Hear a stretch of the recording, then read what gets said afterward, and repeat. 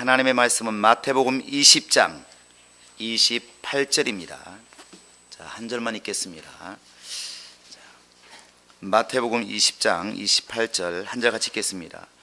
자, 시작. 인자에 온 것은 도리어 섬기리 하고 자기 목숨을 많은 사람의 대속물로 주려 함이니라. 한 번 더 읽겠습니다. 짧은 거 시작. 온 것은 도리어 섬기리 하고 자기 목숨을 많은 사람의 대속물로 주려 함이니라. 자, 예수는 대속 제물이시다. 두 번 시작. 예수는 대속 제물이시다. 예수는 대속 제물이시다. 많이 쓰지 않는 용어라서 이렇게 입에 붙진 않았지만 예수는 대속을 위한 제물이십니다. 이번 주간이 이제 우리가 알고 있는 것처럼 고난 주간이라고 이렇게 말합니다.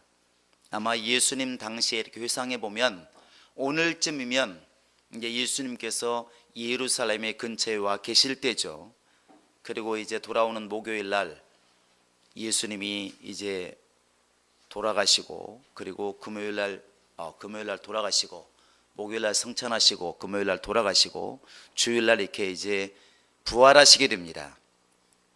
이 부활절을 맞이해서 많은 사람들이 준비도 하고, 또 그 전에 이렇게 고난주간이라고 해가지고 이렇게 여러 가지 특별 새벽 기도라든지 또 금식이라든지 특별 저녁 기도를 하는 데도 있습니다. 고난이라고 하는 것을 갖다 이렇게 많이 강조를 하고 예수의 고난에 동참하자 이렇게 해서 많이들 이렇게 애쓰고 있습니다. 근데 예수께서 이렇게 고난받으신 이유가 무엇인지를 아는 것이 매우 중요한 것 같습니다. 예수님이 십자가에 죽으시는 그 이유는 결국 대속을 위한 제물이 되셨기 때문에 고난을 당하신 겁니다. 대신 무언가를 속하기 위해서, 무언가 빚을 갚기 위해서 예수님이 제물로 드려졌다는 것이죠. 무엇 때문에 그렇게 대신 죽어야만 되는 것인가? 죄 때문에 그렇습니다. 죄 때문에. 누구의 죄겠습니까? 당연히 우리와 나의 죄 때문에 예수님이 그런 대신 제물이 되어서 죽으신 겁니다. 신앙생활이라고 하는 것은 이렇게 우리의 죄, 나의 죄가 있다고 하는 것, 내가 죄인이라고 하는 것을 인정하는 데서부터 신앙은 출발하는 것입니다. 내게 죄가 있고 나는 죄인이다, 이것을 알고 시인하는 것, 여기서부터 영적 생활이 시작됩니다. 그런데 이렇게 우리가 성경을 펴놓고 예수를 말하면 당연히 죄인이라는 것을 이렇게 느끼지만 대다수의 사람들, 우리를 포함해서 대다수의 사람들은 평상시에 죄인이라는 생각을 별로 안 합니다. 실제로 별로 안 합니다. 왜 그러냐면 죄라고 하는 것이 별로 이렇게 와 닿질 않는 거예요. 혹간에 이런 경우는 있죠. 횡단보도를 두고 이렇게 무단 횡단한다든지 이렇게 잠깐 이렇게 우리가 범하는 것은 있지만 그 정도야 누구나 하는 것이니까 별로 이렇게 와 닿질 않아요. 우리나라만 그런 게 아니라 다른 나라 사람도 비슷할 겁니다. 왜 죄인이라는 생각을 안 하냐면 오늘 지금 내가 이 땅에 있는 그 법에 대해서 별로 크게 저촉된 것이 없는 거예요. 그러니까 우리가 보면은 우리 스스로도 나 정도면 그래도 준법하고 있는, 법을 잘 지키는 사람이라는 것이 인식이 있어요. 여러분 그런 감정이 없습니까? 있어요, 없어요? 있다고 좀 말해 줬으면 좋을 것 같습니다. 너만 죄인이다 이러는 것 같아요, 눈이. 그런데 여기에 계신 분들은 적어도, 우리 행복한 교회에 계신 분들은 적어도 우리 주변에 있는 사람보다는 법을 잘 지키는 사람들이라고 믿고 싶습니다. 몇 분만 그렇군요. 똑같습니다. 그런데 우리가 이렇게 일반적으로 세상법에 대해서 다른 사람보다는 좀 잘 지키기 때문에 별로 죄인이라는 생각이 없어요.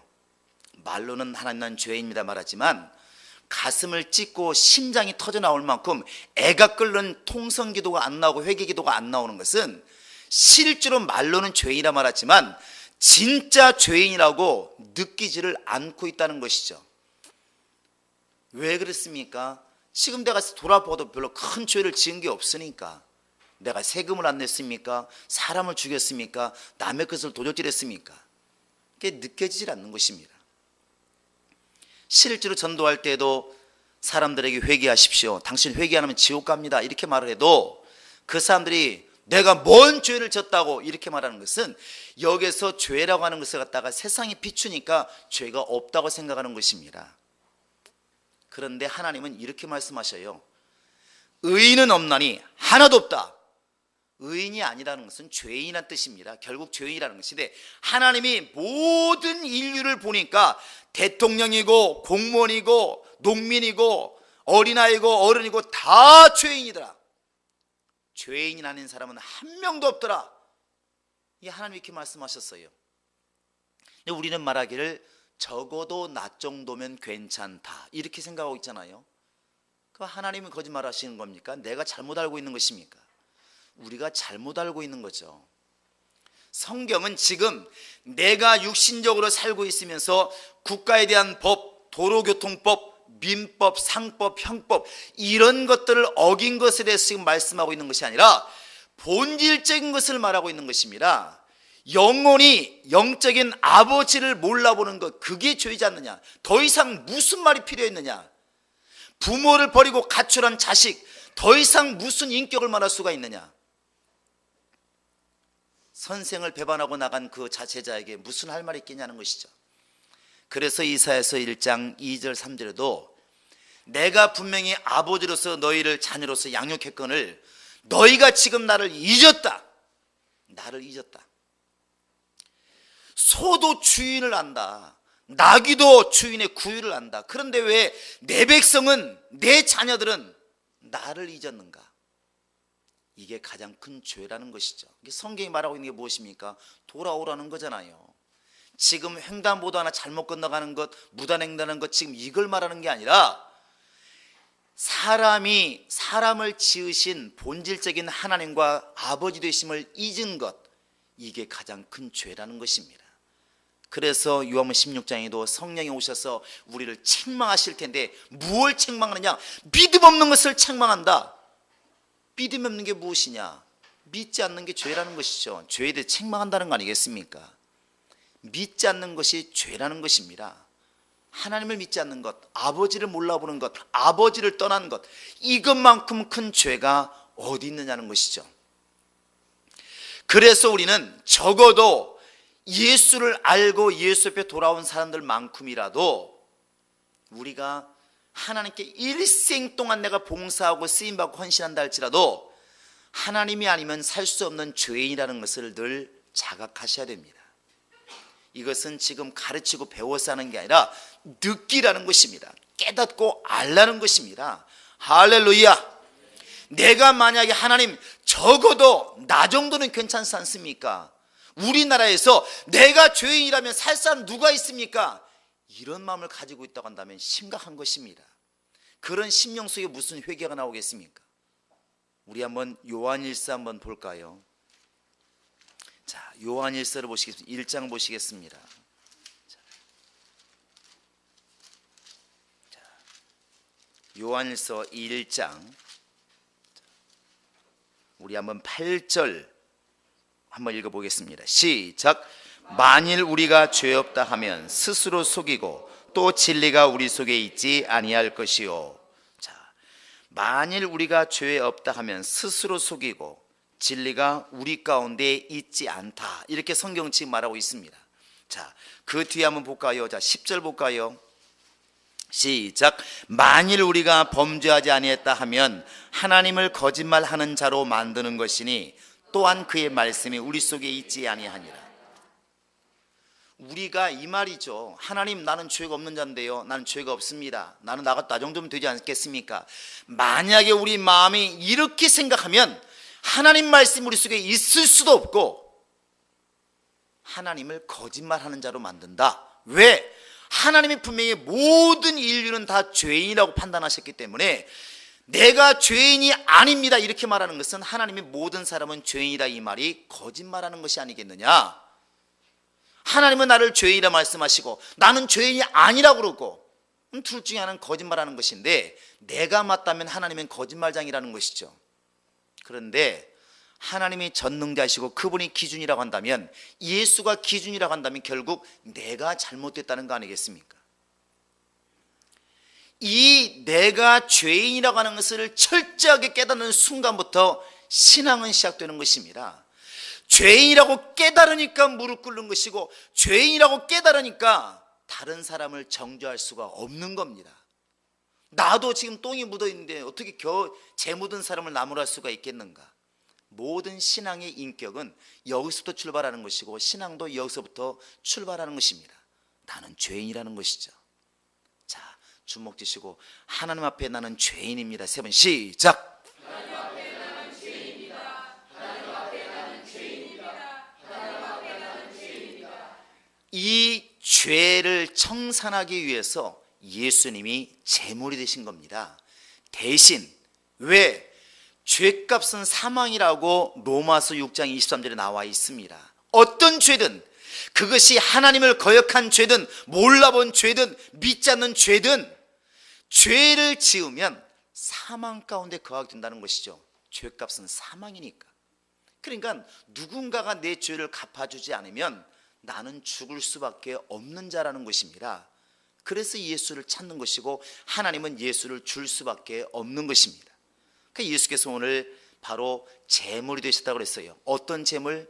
성경에서는 양으로 표현을 많이 합니다. 침례 요한이 이렇게 고백을 하죠. 사람들 소개합니다. 보라, 세상 죄를 지고 가는 하나님의 어린 양이로다. 예수가 양이라는 게 아니죠. 양이 죽듯이 예수님이 죽었다는 것입니다. 그런데 무슨 양이냐? 유월절 양입니다. 유월절 양. 그래서 고린도전서 5장 7절에 보시면 유월절 양이신 예수 그리스도 이렇게 돼 있어요. 유월절 양이신 그리스도. 예수는 제물이 되긴 되었는데 무슨 제물이 되었느냐? 유월절 양으로서 희생이 되신 겁니다. 그래서 마태복음 26장 2절에도 예수께서 이제 죽기 전에 유월절 이틀 전에 말씀하시죠. 앞으로 이틀만 지나면 내가 십자가에 못 박혀 죽을 것이다, 이렇게 말합니다. 예수님은 언제 죽었느냐? 유월절 때 죽으신 거예요. 유월절 양으로. 유월절이 뭡니까? 너무 잘 알지 않습니까? 출애굽기 12장에 보면 유월절의 규례가 나와 있어요. 넘을 월자입니다. 넘어갔다는 것이죠. 뭐가 넘어갔느냐? 하나님의 재앙이 넘어간 거예요. 하나님의 재앙이, 장자를 죽이는 이 재앙이 넘어간 겁니다. 그런데 유월절이 뭐냐면 이스라엘 사람들이 1년을 시작할 때 가장 먼저 지키는 절기가 유월절이에요. 구정을 지키는 사람들이 가장 먼저 오는 절기가 구정이잖아요. 그것처럼 유대인들이 가장 먼저 지키는 절기가 유월절이고, 하나님의 절기가 많이 있습니다. 유월절부터 시작해서 맥추절, 장막절 많이 있는데 모든 절기의 시작이 무엇이냐? 유월절이에요. 이스라엘 사람들이 세상과 같은 바로 애굽에서 하나님이 약속하신 가나안 땅에 갈 때까지 맨 처음에 하는 게 뭐냐? 유월절입니다. 양을 잡아서 드리는 유월절이에요. 유월절에 뭐 했습니까? 양을 잡은 겁니다. 왜 양을 잡았습니까? 장자를 살리니까, 하나님의 재앙이 넘어가게 하려고. 그게 어떤 상황이었었냐면 이미 하나님께서 세상 임금인 바로에게 10가지 재앙을 내리기로 작정하셨어요. 근데 바로가 너무 강팍하죠. 하나님 강팍했습니다. 하나님께서 저 세상 속에서 내 백성을 끌어내야 되겠다, 저 죄에서 끌어내야 되겠다 마음에 결단하시고 모세를 세우십니다. 모세가 바로에 가서 말하죠. 바로 왕이시여, 이제 우리 민족을 내보내주시기 바랍니다. 세상에 좀 보내시기 바랍니다. 이렇게 말하니까 바로가 웃기는 소리 하고 있네. 네 하나님이 누구며 너는 누구냐? 안 된다, 이렇게 말합니다. 하나님께서 재앙을 내리지 않습니까? 강물이 피가 되게 하고, 또 막 티끌이 이가 되게 하고, 우박이 떨어지고, 파리가 많고, 막 온통 막 흑암이 임하고 난립니다. 9가지 재앙을 내렸어도 바로가 안 보냅니다. 근데 마지막 재앙이 무엇이냐? 장자가 죽는 거예요. 그래서 출애굽기 11장에 보면 하나님께서 이미 바로에게 모세를 보냅니다. 이스라엘 민족이 알리기 전에 바로에 가서 내 믿는 하나님이 당신에게 나를 보냈습니다. 뭐라고 보냈습니까? 이 백성을 지금 보내지 않으면 모든 장자가 죽습니다. 바로 역시 안 보내죠. 12장에 가서 바로가 말합니다. 모세가 또 백성들에게 말합니다. 너희들은 이달 열흘에 10일 모든 양을 준비해라. 식구가 4명이면 양 한 마리 먹을 만큼 준비하라는 것이죠. 식구가 2명이면 이웃들을 불러서도 양 한 마리 먹을 만큼 준비를 해라. 식구가 많으면 그럼 2마리 준비해라. 그리고 14일 밤에 양을 잡아서 피를 갖다 문설주에 바르고 고기는 완전히 구워서 뼈채 먹어라. 이것만도 할 말이 많죠. 온전히 통째로 먹어라 이렇게 말합니다. 실제로 그날 밤에 양을 잡아서 문설주에 발랐어요. 그리고 고기는 다 구워 먹었습니다. 아마도 애굽 사람들이나 이스라엘 사람들이 섞여 살았기 때문에 친한 사람들이 왜 없었겠습니까? 우리가 지금도 믿는 사람과 안 믿는 사람이 친하게 사는 경우도 많이 있잖아요. 마찬가지로 그 당시에 유대인 히브리 사람들이나 애굽 사람들도 옆집에 살았기 때문에 친하게 사는 사람 많이 있었을 거예요. 부침개도 나눠 먹고 고기도 나눠 먹고. 그런데 갑자기 안 하던 짓을 합니다. 누가? 히브리 사람들이. 갑자기 이상하게 양을 갖다 끌어놓더니 밤에 양을 잡더니 막 문설주에 바르고 막 인방에 바르는 것이죠. 아니 가뜩이나 피 냄새가 얼마나 비린내가 나는데 그 피를 갖다가 문설주에 바를까? 옆집에 살던 그 애굽 사람이 말 한마디 안 켰어요. 김집사 왜 그러는 거야? 왜 안 하던 짓을 해? 우리나라 같으면 이런 말 하겠죠. 안 하던 짓을 하면은 아니 내내 잘 살다가 평소 같으면 양을 잡아가지고 고기 먹으러 오세요 하고 같이 고기를 먹을 때는 있었어도 양이 피를 갖다가 문설주에 바르고 이렇게 한 적은 없었잖아요.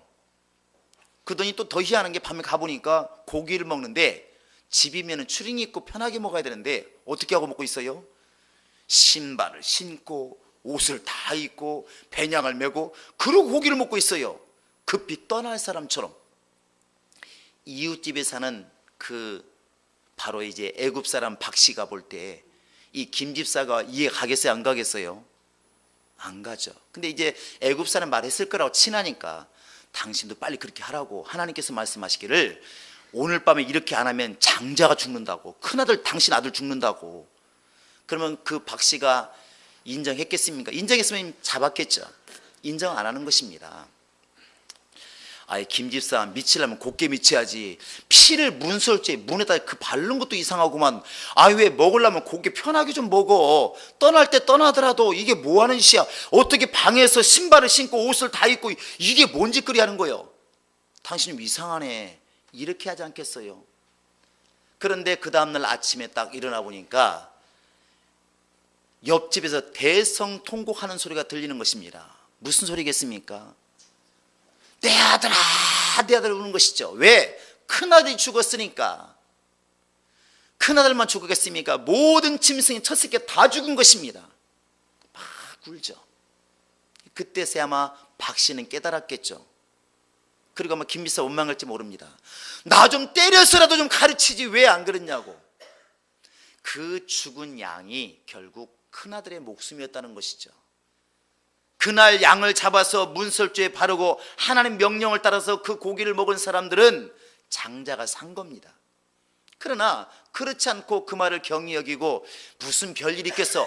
어저께도 괜찮았고 그저께도 괜찮았고 작년에도 괜찮은데 무슨 그런 일이 있겠어 그렇고 그냥 넘기고 편안하게 찾던 사람들은 장자를 잃어버린 겁니다. 그 양이 대신 죽은 게 바로 누구냐면 장자의 목숨을 대신해 죽은 겁니다. 바로 그리고 장자는 살게 된 것이죠. 그리고 이스라엘 사람들은 드디어 세상에서 벗어난 겁니다. 죄로부터 벗어난 겁니다. 세상 임금으로부터 벗어난 것입니다. 할렐루야. 그것을 우리는 출애굽이라고 말합니다. 출애굽. 해보세요. 출애굽. 말이 어렵잖아요. 어려운 거 하나도 없습니다. 출자는 나간다는 얘기고 애굽은 바로 세상이니까 세상에서 나간다는 거잖아요. 애굽에서 나간다는 것이잖아요. 세상이 어떤 곳이면 바로왕이 있는 곳 아니겠습니까? 세상 임금이 있는 곳, 원수가 있는 곳, 마귀가 있는 곳, 죄가 있는 곳, 그곳에서 나간다는 거잖아요. 그 나가는 시작이 무엇이냐? 양을 잡아서 문설주에 바르고 그 피를 의지하는 것입니다. 그게 바로 유월절이에요. 왜 굳이 예수님께서 아무 때나 죽어도 되는데 나팔절에 죽어도 되시고 맥주를 죽어도 되는데 왜 예수께서 꼭 그렇게 6월절에만 죽으셔야만 되는 것인가? 여러분과 지금 내가 이 6월절에 예수의 피를 의지하라는 것입니다. 할렐루야. 이 피를 볼 때 하나님의 재앙이 넘어가겠다는 것입니다. 그러니까 우리가 분명히 하나님을 떠났던 사람이고 예수를 몰랐던 사람이고 하나님 말씀을 경히 여겼던 사람들, 지금도 마찬가지지만 그렇게 죄인인 것을 알았으면 예수의 피를 반드시 문설주에 발라서 그 피를 보고 하나님의 재앙이 넘어가게 만들라는 것입니다. 그게 하나님의 은혜요 사랑입니다. 할렐루야. 그래서 6월절 유대인들이나 지키는 것이가 아니라 그들은 지금 육신적으로 양을 잡아서 양의 피를 가지고 6월절을 지켰지만 우리는 다시는 속죄할 필요가 없는 영원하신 하나님이 보내신 예수 그리스도의 피, 보배로운 피를 가지고 6월절을 지금 지키고 있는 것입니다. 이게 능력이에요. 오직 피만이 죄를 사할 수가 있으니까. 우리가 지금 죄인이라는 것을 분명히 알았으면 이 죄를 사함받기 위해서도 예수 그리스도의 피, 6월절 양으로 날 대신 죽으신 그 예수의 피, 이 피를 전적으로 의지하는 것이 우리에게 필요하다는 것입니다. 자, 내 영혼아 예수의 피를 의지하자. 시작.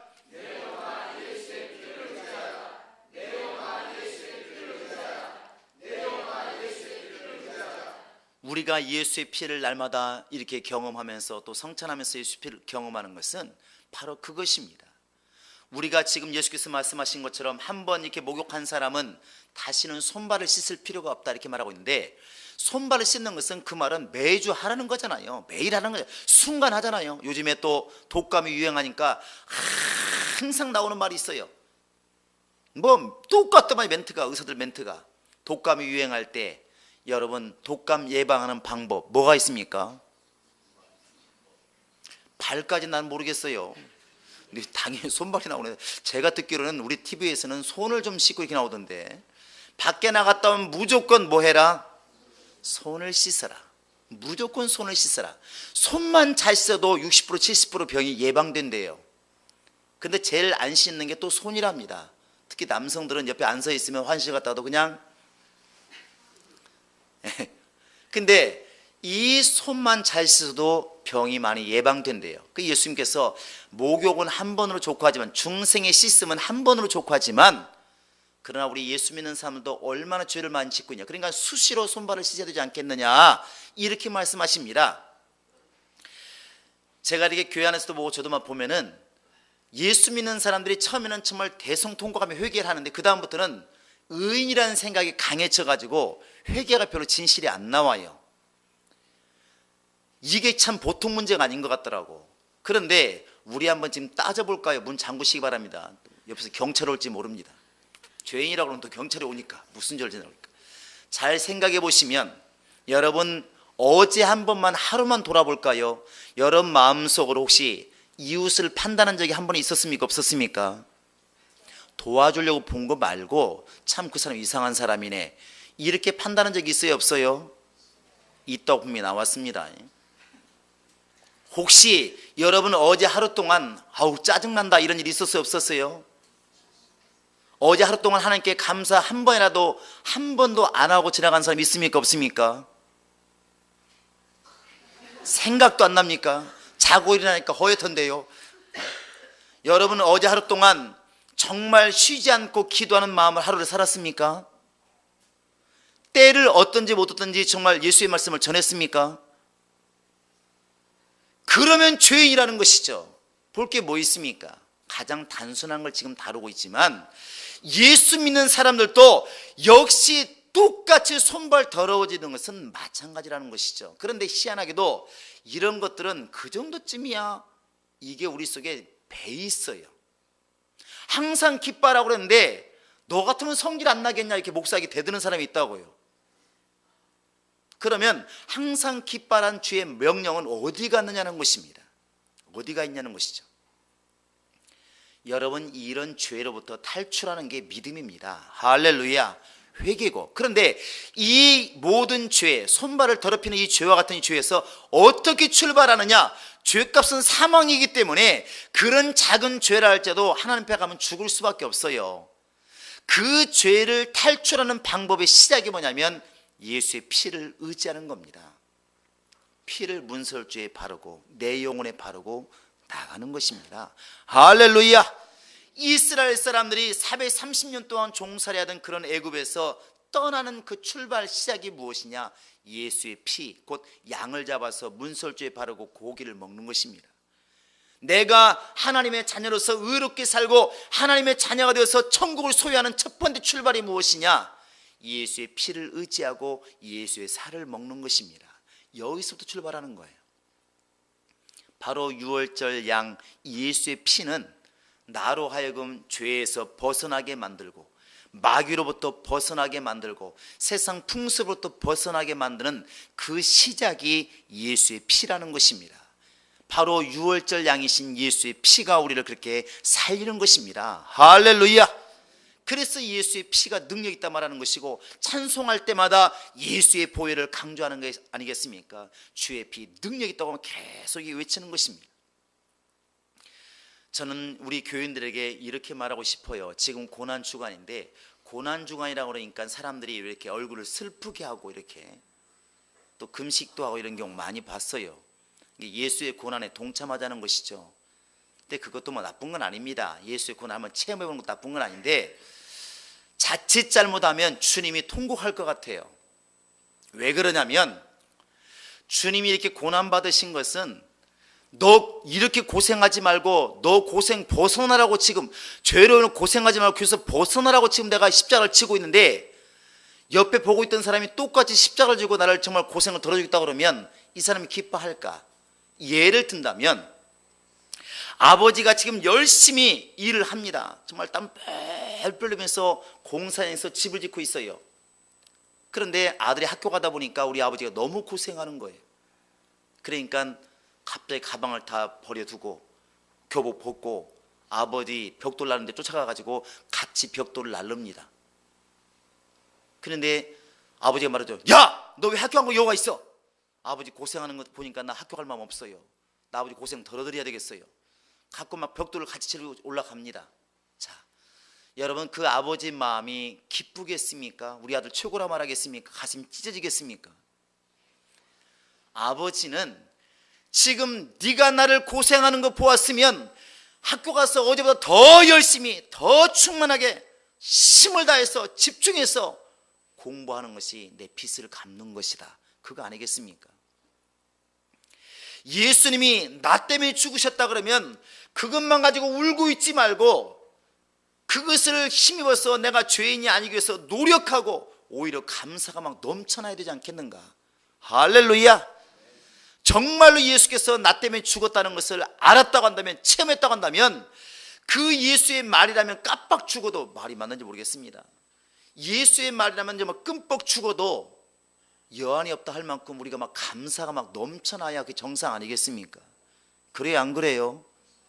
그런데 뭔가 모르게 감사가 찔끔찔끔 나오고, 물질을 드려도 뭔가 아깝고, 예배를 드려도 시간이 아깝고, 주의 일하면 뭔가 괴롭고, 예수 때문에 봉사자고 모이자고 그래도 뭔가 서운하고 이러면 지금 우리가 머릿속에서는 알고 있을지 모르고 들어서 알고 있을지 모르겠지만 나를 위해서 대신 죽었다고 하는 이 말은 지식이 되었을 뿐이지 절대로 믿음이 된 사람이 아니라는 것입니다. 예수님이 나 때문에 죽었는데 뭐 아쉬울 게 뭐 있으며 아까울 게 무엇이며 내가 손해본다는 생각이 어디 있느냐는 것이죠. 어디 있냐는 것입니다. 여러분, 그래서 우리가 이런 고난주의를 맞이해서, 고난주간을 맞이해서 우리가 가져야 될 게 뭐냐면 다시 한번 주님을 향한 감사가 얼마나 컸는가를 생각해 보시기 바랍니다. 혹간에 지식으로는 다 알고 있고 너무나 말할 수는 있지만 내 속에 믿음이 되어 있지 않아서, 내 속에 믿음이 되어 있지 않아서 감사가 인색한지 모릅니다. 봉사가 인색한지 모릅니다. 주님을 향한 헌신이 인색한지 모릅니다. 그것은 분명히 알 수 있어요. 하나님은 지금 여러분과 지금 나에게 동일한 것을 지금 명령하고 계시는 겁니다.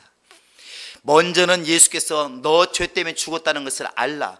알았다고 한다면 그 은혜에 감사라는 것입니다. 일생 동안 감사하는 자가 되라는 것입니다. 할렐루야. 그것이 은혜 갚는 거 아니겠습니까? 그것이 은혜를 아는 자가 아니겠습니까? 적어도 예수께서 나를 위해 죽으셨다는 것, 내가 지옥 갈 수밖에 없는 그런 사람인데 나를 끄집어서 나를 살려놓으시고 대신 나 때문에 죽었다는 것을 내가 알았다고 한다면 내가 어떻게 살아야 된다는 것은 분명히 나와 있지 않습니까? 어떻게 살아야 될 것인가? 일생 동안 감사해도 부족하고 일생 동안 헌신도 부족하고 나 때문에 죽으셨는데 나는 그때 그를 위해서 죽어도 여한이 없지 않습니까? 그게 믿음이라는 것이죠. 우리가 이것을 간과하기 때문에 자꾸만 저울질하는 것입니다. 내가 헌신을 이만큼 했는데, 이만큼 봉사했는데, 이만큼 내가 주의 일을 하고 있는데, 과연 그것이 사람과 비교했을 때는 많이 했을지 몰라도 주님이 나를 위해 죽으신 그것과 과연 견줄 수가 있냐는 것이죠. 하나님 그렇게 말씀하실 것입니다. 그래? 너 가진 것 헌신 좀 했느냐? 네 집 하나 바쳤느냐? 나는 너 때문에 죽었다. 내 아들을 죽게 만들었다. 이렇게 말하면 누군들 입을 벌릴 수가 있겠냐는 것이죠. 여러분, 예수는 우리의 죄 때문에, 아니 나의 죄 때문에, 영원히 죽을 수밖에 없는 그 죄 때문에 그분이 죽으신 겁니다. 피 흘려 죽으신 겁니다. 여러분, 이것이 지식이 아니라 믿음으로 닿으시기를 바라고 그 은혜 일생 동안 감사하기로 작정하시기를 예수의 이름으로 부탁을 드립니다. 할렐루야. 적어도 우리 교인들은 날마다 주 앞에 나아갈 때 이 은혜를 잊지 않는, 나를 위해서 제물 되시는, 나 때문에 죽으신 그 예수를 잊지 않는 그러한 믿음으로 일생 동안 신앙생활할 수 있는 사람이 되시기를 예수의 이름으로 축원합니다. 할렐루야. 할렐루야. 자, 이 시간 한번 제가 이렇게 말씀드리겠습니다. 예수는 나 때문에 죽으셨다. 이렇게 말하면 여러분들은 일생 동안 예수의 은혜에 감사하자 이렇게 하시 바랍니다. 예수는 나 때문에 죽으셨다. 예수는 나 때문에 죽으셨다. 여러분, 이 말이 고백이 아니라 실제로 여러분 심령에서 우러나는 참된 믿음이 될 수 있기를 예수의 이름으로 축원합니다. 이 시간을 다 같이 기도하시겠습니다. 기도할 때 하나님, 정말 나를 위해 죽으시고 피 흘리신 예수 그리스도, 그 은혜를 내가 잊지 않게 하소서. 그 피를 의지하게 도와주시고 내 모든 양심이, 내 모든 영혼이 지는 모든 죄를 예수의 피를 통해 깨끗이 씻게 도와주시고 일생 동안 예수와 함께 의로운 생활하게 하시고 감사하는 생활하게 하소서. 은혜에 감사하는 생활하게 하소서. 우리 다 같이 시간 기도하시겠습니다. 살아계신 우리 하나님 아버지, 피 흘려 고난받으시고 죽으실 수밖에 없었던 것, 그것이 바로 우리의 죄 때문이라는 사실, 하나님을 몰라보고 주의 말씀을 떠나고 세상을 사랑했던 우리의 죄 때문이라는 것을 우리는 알았으니 하나님 아버지여, 정말 예수께서 고난받으시고 죽으시는 모습을 보고 불쌍히 여길 것이 아니라 정말 그 은혜에 감사하는 자가 될 수 있도록 하나님이 함께 하시고 인도하여 주시옵소서. 많은 사람들 우리 보고 정말 교회 열심을 내는 사람이다, 예수를 잘 믿는 사람이다, 헌신을 잘하는 사람이다, 봉사를 잘하는 사람이다 이렇게 말할지 모르겠으나 우리 마음은 나를 위해 죽으신 예수를 정말 생각하게 도와주시고 그 은혜에 비하면 나는 아무것도 아니라고 고백할 수 있는, 그렇게 마음 먹을 수 있는 그런 충만한 믿음이 있도록 하나님이 함께 하시고 인도하여 주시옵소서. 사람과 견주어서 열심을 내고 있다고 자랑할 것이 아니라 나를 위해서 목숨까지 내놓으신 예수의 헌신과 비추어서 나를 돌아보게 도와주시고 그동안에 교만했던 것들, 자만했던 것들, 자랑했던 것들 예수 앞에 다 내려놓게 도와주시고 내 목숨을 내놓지 못하는 한 나는 부족한 것을 깨닫게 도와주시고 일생 동안 예수의 희생에 대하여 감사하는 마음으로 살아갈 수 있도록 하나님이 함께 하시고 인도하여 주시옵소서. 예수께서 고난받으신 이 고난주간을 맞이하여 다시 한번 예수의 은혜를 기억할 수 있는 우리 모든 성도가 되게 도와주시고 입술로 감사하게 도와주시고 마음으로 감사하게 도와주시고 영혼으로 감사하게 도와주시고 환경을 통하여 감사하는 우리 모든 성도가 될 수 있도록 하나님이 함께 하시고 인도하여 주시옵소서. 감사하고 예수님의 이름으로 기도합니다. 이제는 우리 구주 예수 그리스도의 은혜와 하나님 아버지의 극진하신 사랑과 성령의 교통하심과 인도하심이 이제 나를 위해 죽으신 예수의 은혜를 일생 동안 감사하며 살기를 작정하는 모든 심령들 머리 위에 지금으로부터 영원토록 함께 있을지어다. 아멘.